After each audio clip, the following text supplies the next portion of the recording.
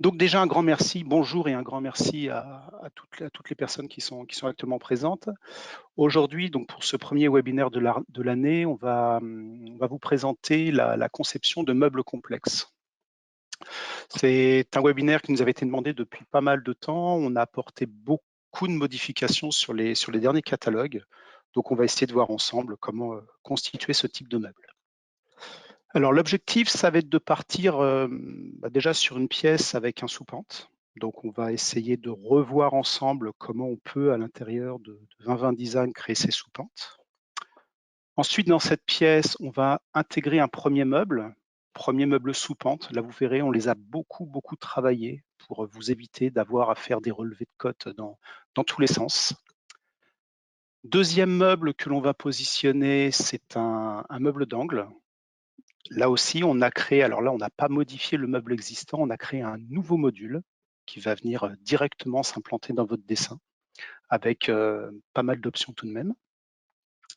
Et puis, je vais finir par un meuble un petit peu plus classique, un petit meuble standard, mais avec des pans coupés. Et je vous expliquerai comment créer ce meuble de façon extrêmement rapide en 2 ou 3 clics. Alors, je vais lancer 2020 Design. Voilà, donc vous devriez avoir 2020 Design sous les yeux. Donc j'utilise la même version que vous. J'utilise pour vous montrer le catalogue qui est le catalogue du 15 décembre. Donc là, si toutefois certains d'entre vous sont sur une version antérieure, prenez contact avec Jean-François. C'est pas normal du tout, c'est que le catalogue ne s'est pas téléchargé. Donc il pourra vous faire les mises à jour, bien sûr. Alors la première chose que je vais faire, bien évidemment, ça va être de créer la pièce que je souhaite aménager.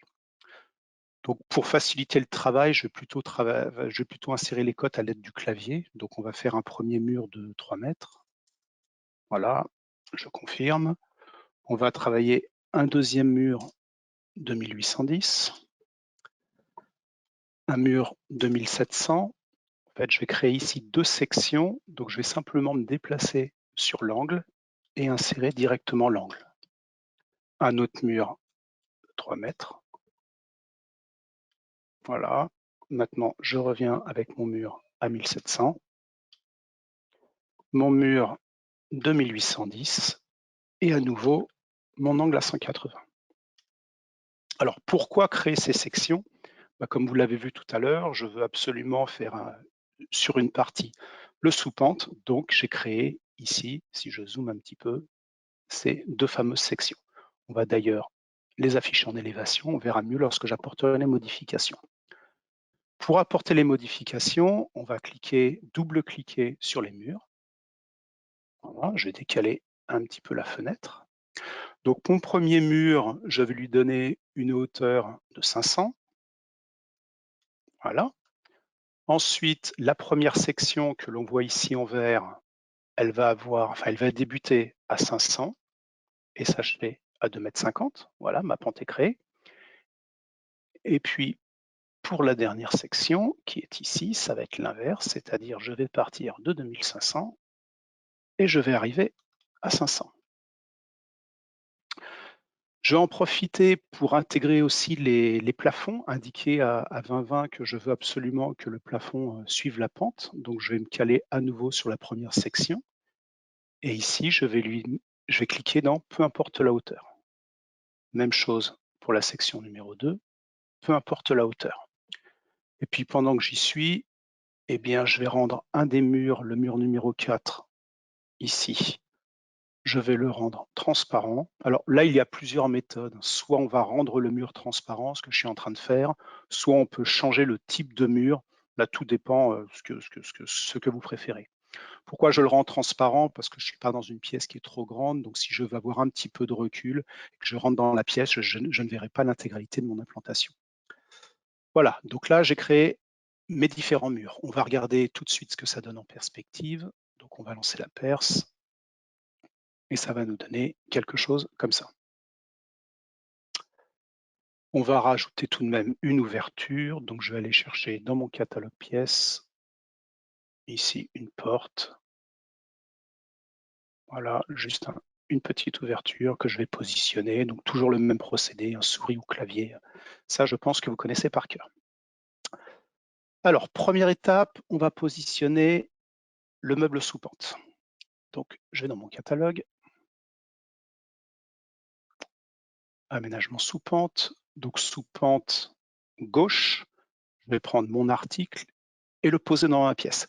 Bien entendu, le premier élément que je vais placer dans mon dessin, 2020 va me poser un certain nombre de questions concernant la façon dont son meuble est créé. Donc là, je vais prendre du classique, 2 joues, entre-joues avec bandeau, sur le devant, entre-joues pour la partie basse, avec un socle de 109 sur le devant.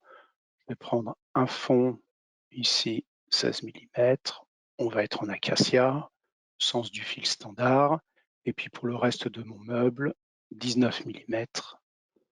On va faire ça en acacia aussi. Voilà. Les champs vont être assortis. Bon, là, je passe assez rapidement, hein. Ça, je suis certain que vous maîtrisez parfaitement. Alors, petite précision tout de même, ici, il y a souvent des questions concernant les retraits automatiques. Il est évident que si vous souhaitez mettre des portes battantes en applique, ne mettez pas de retrait, sinon vous ne pourrez pas les positionner. Les retraits vont figurer entre un élément vertical et un élément horizontal. Donc s'il y a un petit décalage, la porte en applique ne pourra pas se placer. Voilà, donc mon meuble sous pente, je vais le configurer. Alors c'est cette partie que l'on a vraiment retravaillé sur tous les éléments, que ce soit le meuble, que ce soit le fond, que ce soit les portes, tous les articles qui vont venir s'intégrer dans le meuble sous pente vont avoir la même présentation. Ça va vous éviter d'avoir sans cesse à reprendre des cotes ou à faire des calculs. Donc je vais rester sur la petite largeur, petite hauteur sur du standard. Je vais juste modifier la grande largeur à 2500. Et n'oubliez pas, sur un meuble sous pente, il est important de définir le nombre de sections. Ça va permettre de couper automatiquement les séparations lorsque vous allez les positionner. Une fois que j'ai tout renseigné, je valide et je confirme. Et mon meuble va venir s'intégrer dans mon dessin. Alors, on a rajouté cette page. Ça va nous permettre d'intégrer automatiquement à l'intérieur du meuble des fileurs. On s'est rendu compte que sur un sous-pente, quand vous preniez les dimensions, c'était l'encombrement total qui était mesuré. Parce qu'avec les angles, ce n'était pas toujours évident, ou les petites hauteurs, ce n'était pas toujours évident. Donc là, on va pouvoir définir automatiquement si on veut positionner à l'intérieur de cet encombrement un fileur. Donc je vais vous montrer, je vais prendre un fileur gauche et vous allez voir ce qui se passe par la suite. Mon meuble est ici. Voilà. Alors, évitez d'utiliser la souris pour caler le meuble. Pourquoi? Parce qu'il y a de fortes chances que vous bougiez la souris et que ça fasse bouger la dimension. Donc là, je vais confirmer avec la touche entrée. Voilà. Et là, mon meuble est correctement positionné. Je vais placer ma joue gauche. Et là, vous voyez que la joue gauche, elle est décalée. Ça, c'est la dimension de mon fileur, qui, bien entendu, peut être configuré. Je vais vous le montrer tout de suite en cliquant sur le meuble. Ici, dans les variables, on va agrandir un petit peu. Et dans mes dimensions, je vais avoir la dimension de mon fileur qui se trouve à ce niveau. Donc là, je vais le laisser sur 100. On va positionner maintenant mes séparations. Donc là, elles vont venir se caler toutes seules. Voilà, on va faire quelque chose comme ça. Je vais mettre ici mon plancher. Alors déjà, on va prendre le dessus entre joues. Là, on a exactement le même formulaire. Donc j'ai juste à renseigner ici la largeur de mon meuble. Et là, mon dessus. Ah oui, pardon, ça j'aurais dû le valider. Ça aurait évité qu'il pose la question. N'oubliez pas la petite case défaut, là, ça évite qu'il repose à chaque fois les questions. Et là, vous voyez, le dessus va se caler parfaitement. On va prendre le plancher entre joues. Voilà. Et puis, je vais compléter avec une séparation horizontale que je vais poser par ici. Et puis, je vais mettre une autre séparation sur le dessus. Voilà. D'accord? Donc, je résume. Nous avons ajouté 2 formulaires qui vont permettre de définir les fileurs, fileur droit, fileur gauche, fileur des deux côtés, ce qui va vous permettre de renseigner simplement la cote totale de votre meuble et le fileur va être, lui, intégré dans l'encombrement. Je vais d'ailleurs le positionner puisque le filler il est ici. Hein. Ce n'est pas le même filler que d'habitude, c'est-à-dire vous utilisiez celui-ci qui est tout en bas de la liste. Là, c'est ce filler qui va venir se caler directement, voilà, sur mon meuble, ici. Petite remarque, le filler n'est pas visible sur l'élévation. Pourquoi? Parce qu'il n'est pas intégré dans la zone d'élévation. Donc si vous voulez absolument le voir, c'est pas compliqué, vous cliquez sur le mur, et ici sur le mur 1, vous allez ici supprimer la zone de placement, et maintenant le filler va apparaître. Le filler, on le voit, il va s'arrêter à la hauteur de l'encombrement. Si toutefois vous souhaitez mettre une surcote, double-clic sur le filler, on va dans les variables, et dans les variables, on va retrouver ici la surcote. Si je ne dis pas de bêtises, ça doit être 133 pour arriver. Voilà. Alors attention, la coupe n'est pas matérialisée. On reste sur quelque chose de complètement droit. Donc voilà pour cette première partie, pour le meuble d'angle. Avant de continuer, on va relancer une petite perspective. Voilà. On va se caler. Je vais zoomer un petit peu.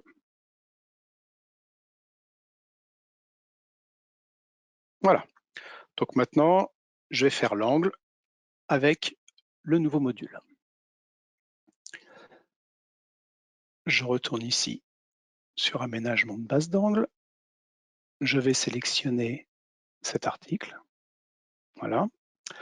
Alors, ce nouveau module que l'on voit ici sur la droite, il est déjà pré-créé. Ça vous évite d'être obligé de poser un dessus, de poser une joue gauche, une joue droite, etc. Ça, c'est l'avantage. Par contre, attention, vous n'avez pas la même souplesse qu'avec l'ancien module, qui a été conservé d'ailleurs. Donc, si vous voulez faire vraiment quelque chose de très, très spécifique, en jouant par exemple sur des profondeurs de joue ou des positions de dessus ou des retraits, etc., restez sur l'ancien module, bien entendu.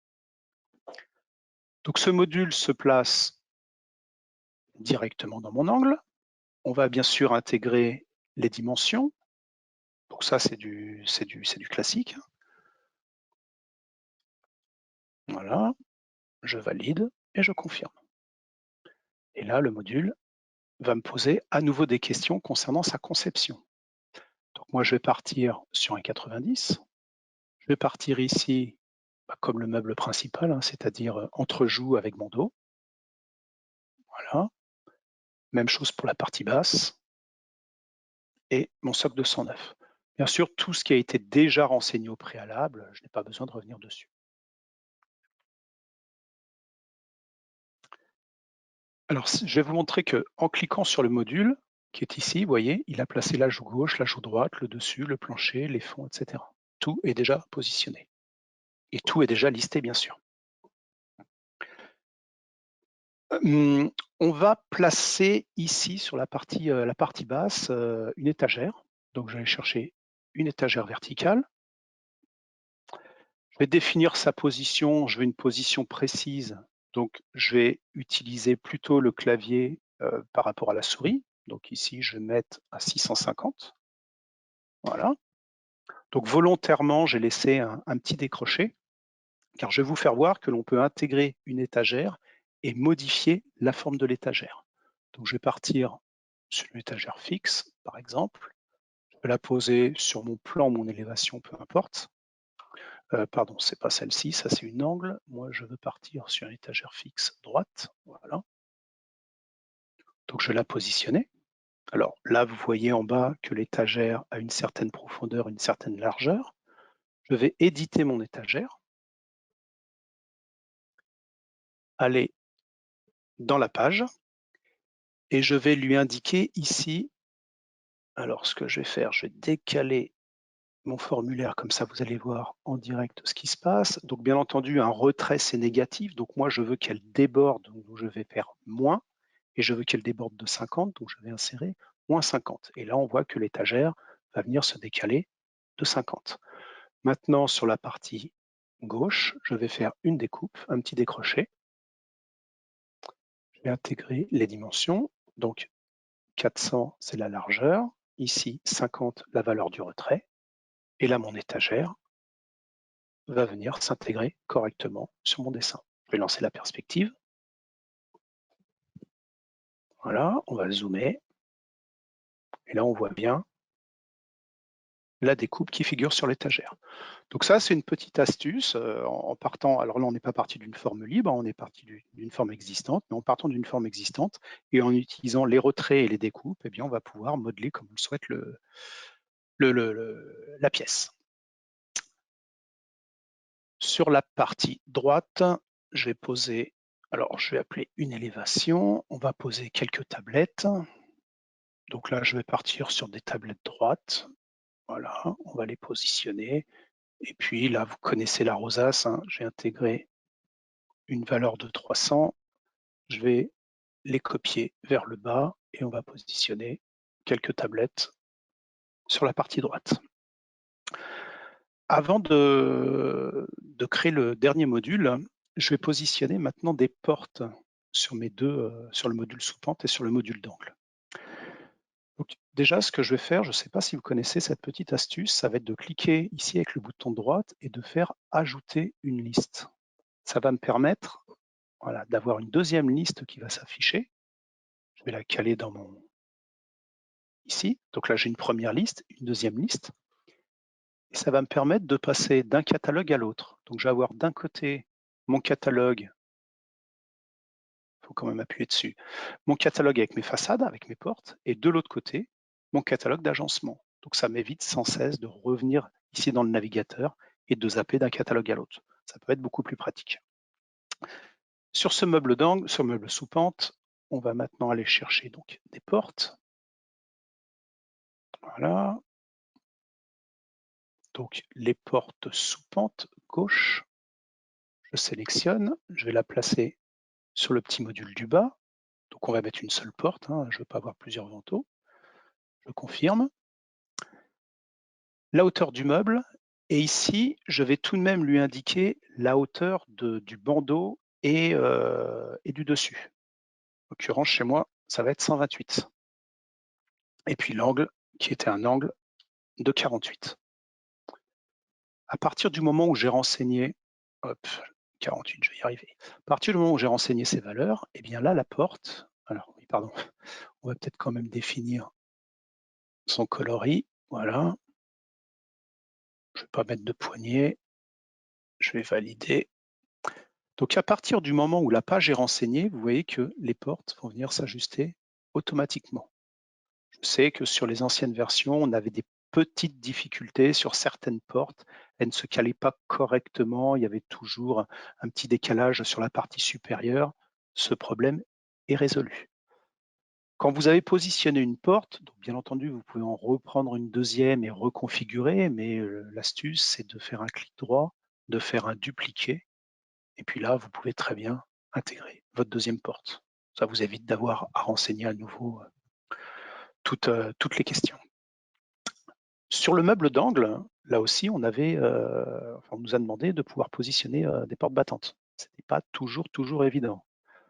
Maintenant, si je prends une porte ouvrante, que je la positionne sur mon meuble, alors je vais recommencer, je vais plutôt vous le montrer sur l'élévation. Voilà. Je vais la positionner ici. Donc là, il me demande mes recouvrements. Et là, vous voyez que la porte, j'ai différents endroits où je peux la positionner. Si vous souhaitez avoir la porte sur plusieurs sections, il suffit de poser par exemple sur la partie supérieure et d'appuyer sur la touche F3 de votre clavier. Alors attention, si vous utilisez un ordinateur portable, très souvent c'est une combinaison de touches pour avoir F3. Très souvent c'est la touche FN plus F3. Mais ça doit fonctionner, que ce soit sur un clavier de portable ou un clavier d'ordinateur fixe. Ça aussi, nous avons essayé de l'optimiser sur ces nouveaux catalogues. Allez, on va terminer avec le dernier petit module. Donc là, on va être sur quelque chose. Vous voyez, là, je n'ai pas besoin de reprendre mon catalogue. Je vais simplement cliquer là et je peux directement sélectionner un nouveau meuble.